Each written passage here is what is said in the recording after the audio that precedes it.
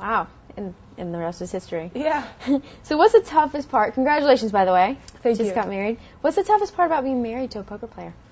And Toughest being a part. poker Well, I player. mean, I just think it's all great. I don't know. I really thought about the bad part. Is there a bad part? I mean, I guess it can be tough when you're going through streaks, because poker can be very streaky. You can have good streaks and bad streaks, Right. and if the streaks don't run together, it can be hard for the person. It can be hard for either person, actually. I mean, the person who's having the good streak will feel bad for the one who's having the bad streak, and the one who's having the bad streak, is wanting to have the good streak and sharing the joy of the other person. And or you could look at it on the flip side, that that's actually a good thing, because the one who's maybe not having a good streak at that point in time can be happy for the other person, and so they have something good going on in their lives. Right. And so depends which way you look at it, but I think overall it's a big advantage to have a spouse in the industry. Yeah. Do you guys ever argue about hands? Yeah, we Yeah? definitely argue about hands. I try to avoid talking about hands with him because, I mean, we've realized, look, in poker there is no one correct answer. And in fact, what may be correct for one poker player may not necessarily be correct for the other poker player because of intangible things like image and, what may work for Chad may not work for me. And so since there is actually no correct answer, what's the point of going around in circles arguing? And Chad and I are both pretty stubborn, and if we believe in something, we'll argue it to the death. And that's not the best quality for harmony in the household. So we try to really avoid poker conversations. That's funny. Okay, the 2007 WCOOP main event. You outlasted 2,996 players and earned over $700,000 for that. Runner-up finish, right? Yeah. All right, tell me about the win. The run. The win. Jeez. I was like, well, it's not really a win. But well, that event was the most remarkable thing about that particular event was how long it took.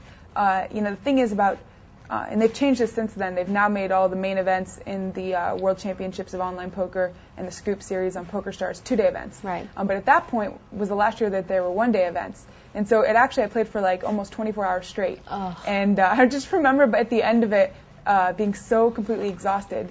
I was like downing big coffees and trying to stay alert. But I'm not used to the 24-hour sessions because I'm not a big cash game player. And, I really focus on trying to get my sleep before tournaments. So this was a whole new one for me. But at that point, that was my biggest cash so far. And there was some other pros actually at the final table and leading up to the final table. And it was pretty cool, just mostly because there were so many players in that event. To overcome, 2,000 some odd players was a pretty good feeling. And that was awesome. I would be so exhausted. I can't imagine playing for 24 hours straight. Yeah, it was funny. Right after I won, I remember we had friends actually. We were in Arizona when this happened. I was rooting Chad on in a baseball tournament actually.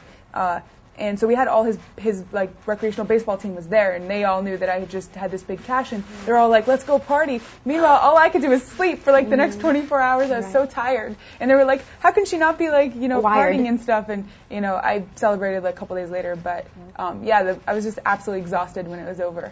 All right, let's flash forward to 2009 and your second place finish at the NBC Heads Up. Unlike the WCOOP, you didn't have to deal with a massive field like that, but you did have to take down some of the toughest pros. Doyle, Phil Ivey, Daniel. What was that experience like? Well, I love heads-up play. I think that it's a really different kind of challenge from a no-limit hold'em multi-table tournament. When you're playing heads-up, it's really a battle of wits. It's like a chess match. You have the opportunity to play a ton of hands against the same opponent. You see, when you're playing in a 9-handed table, you may only play 5-10 hands playing all day against the same person. Right. Maybe you play 5-10 hands against each seat at the table, but you don't get to play hundreds of hands against, say, Amanda Leatherman. Right. And so when I'm playing heads up, you quickly, because you're playing so many hands against that same person, you tell a lot of stories, and it gives you the opportunity to create elaborate traps, to utilize the image that you can build up, and to really get into different elements of the game that aren't available at a multi-table tournament. So I love that, and obviously having the opportunity to do that against some of the best players in the world was a big challenge. And the thing about me is I pretty much have two extreme games. I can play really well or really crappy. Yeah. And so when I'm playing against the best players in the world, it forces me to bring out my A+ game. And so I played as well as I possibly could play, and was very happy with how I did all the way up until the finals. I don't think I played so well in the finals. It was probably fatigue. And also, Huck did a great job of fooling me about his style. I didn't realize until I actually watched it on TV how many moves he was making. Yeah. And so, won't be able to fool me next year. But it was, so it was a great result, and, getting second place on a televised event like that was cool. Did you have much heads-up experience before? Do you play online a lot? I play a lot of heads-up online. Okay. And since then, I've played even more heads-up online. Yeah, actually, it's funny. So right after I got second place in that tournament, I was really hungry for a heads-up victory. And that very next Sunday, I logged on to PokerStars, played the $200 buy-in heads-up event, which starts, I think it's like right after the Sunday Million starts. Yeah. And there were like 280-some players, maybe getting this wrong, but I think it's 280-some.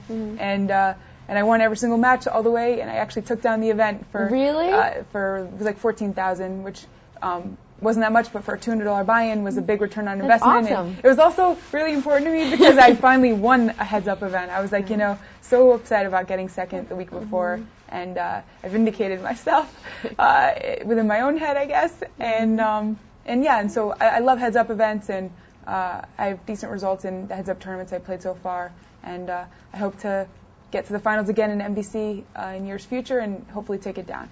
All right, and that's when the GoDaddy deal kind of started taking place, right? Was it right around that time? Yep. How'd that come about? GoDaddy was just a random coincidence that my manager happened to have called them leading up to the NBC Heads Up right after they had just signed as title sponsor for the NBC Heads Up. And they said, well, will she be playing in this event? And he's like, actually, yes. And they're like, well, we need to film a commercial, and we'd love to have a poker player in it. And we have this GoDaddy girl concept, so we actually need a girl. And so they did some research, and they realized that it was actually a perfect fit brand-wise for both of us. And we signed a deal, and we filmed a commercial the day before NBC Heads Up started. And then I managed to get all the way to the finals wearing their logo. And so GoDaddy was happy, I was happy, and it was good all around.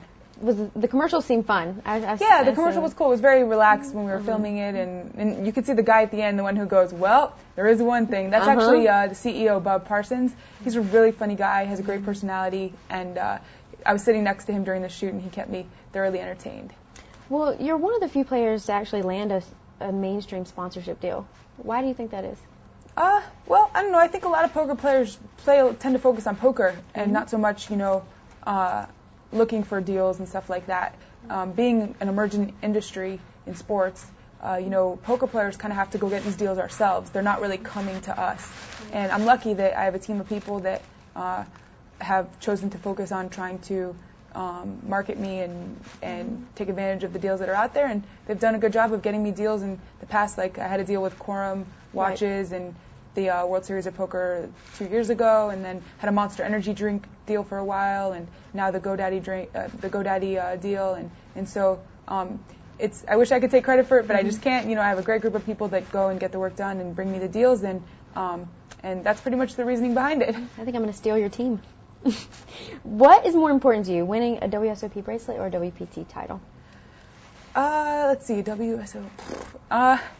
I'm not really picky. I'll take either. I mean, honestly, I think a WSOP bracelet would be great because I think that the brand WSOP worldwide is probably a little bit more recognizable.